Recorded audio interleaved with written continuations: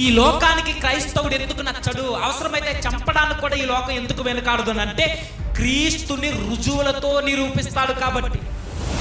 అర్థమవుతుందో లేదో?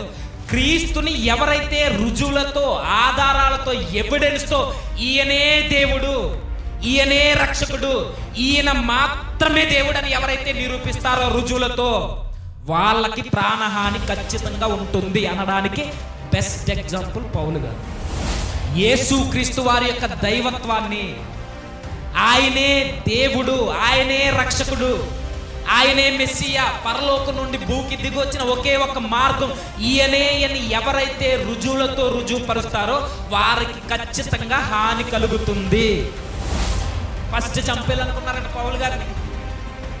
ఈరోజు సేవకులు చాలా మంది ఉన్నారు, ఎవరి మీద జరగని దాడులు కొంతమంది మీదే జరగడానికి కారణం ఏంటి? ఎవిడెన్స్.